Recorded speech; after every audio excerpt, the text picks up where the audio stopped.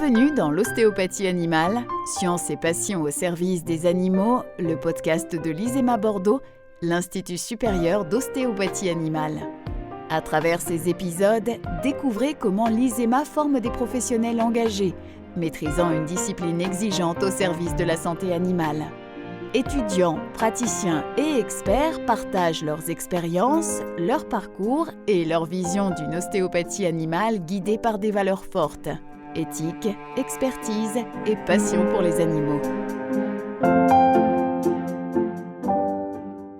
Quelles sont les valeurs de l'ISEMA ? Pour en parler, dans ce 3e épisode, je suis en compagnie de Claire Marcombe, ostéopathe animalière, Célia Olivier, étudiante en 5e année à l'ISEMA, et Alban Thésée, étudiant en 2e année. Bonjour Claire, pouvez-vous nous parler de la formation qu'offre l'ISEMA entre cours théoriques, pratiques et cliniques ? Alors, je suis enseignante de DTO, comprenez prof de pratique. Alors, l'ISEMA offre des cours théoriques assez conséquents, mais vraiment nécessaires. On ne peut pas imaginer manipuler des animaux sans connaître parfaitement leur anatomie. Ensuite, il y a beaucoup d'heures de pratique sur tout type d'animaux, au sein de l'école et à l'extérieur. C'est un savoir-faire qu'on transmet, les gestes doivent être faits, répétés, refaits jusqu'à ce qu'ils soient naturels pour l'élève. Ensuite et enfin, une clinique pédagogique avec l'accueil de propriétaires ainsi que leurs animaux pour une mise en situation de nos étudiants. L'école propose aussi des échanges à l'international pour nos élèves et propose un cursus en 5 ans. Bonjour Célia, j'aimerais mieux connaître votre cursus au sein de l'ISEMA. Pouvez-vous nous parler de vos stages et de l'accompagnement pédagogique de l'ISEMA ? Qu'est-ce que ça vous a apporté ? À l'ISEMA, on a des stages à faire tous les ans. Moi, j'ai préféré commencer par des stages qui touchent surtout les corps de métier autour pas du soin animal, mais de l'élevage et tout ça. Donc, j'ai plutôt été faire des stages chez des éleveurs d'ânes, de chevaux, de chiens. Et plus ça allait dans les années, plus j'ai été faire des stages avec des professionnels de la santé animale, comme des vétérinaires et des ostéopathes. Grâce à l'ISEMA, j'ai pu partir en Suède. On est parti en binôme sur une semaine en immersion totale avec une ostéopathe animale et humain aussi. C'était vraiment très très sympa à vivre.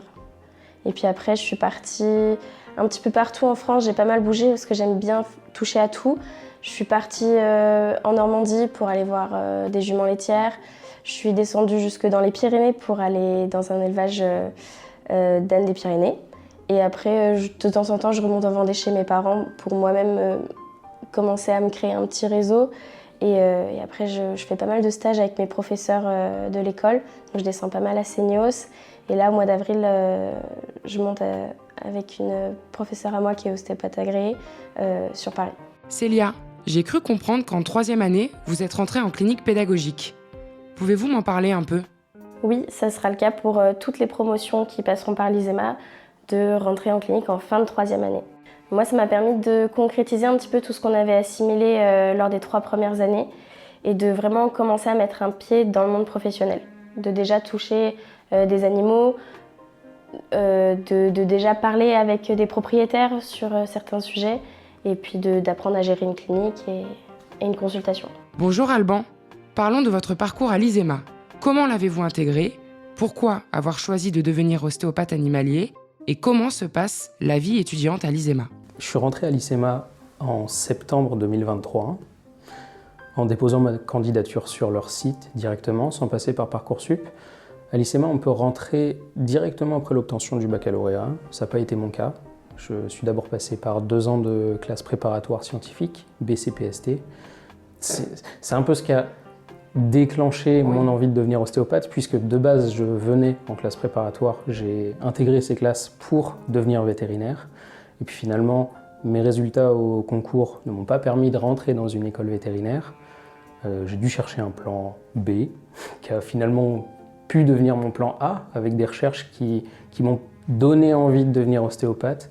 Je me suis rendu compte que vétérinaire, c'était peut-être pas le métier qui me correspondait le plus, alors que l'ostéopathie, sa philosophie, me ressemblait plus. Donc voilà, j'ai fait des recherches sur les écoles, et puis j'ai découvert celle-ci, à Bordeaux, une jolie ville, avec une clinique pédagogique, avec une ouverture à l'étranger, Et voilà. C'est ce qui a fait sa différence. C'est ça, dans la balance, mon choix s'est tourné vers l'ICEMA. Je fais moi-même partie du BDE en tant que vice-trésorier. Et on organise des soirées, des repas, notamment pour Noël, des sorties au bar. C'est quand même important, je trouve, entre étudiants qui allons passer 5 ans ensemble, de se retrouver et de bien s'entendre pour renforcer les liens et puis représenter en quelque sorte une deuxième famille.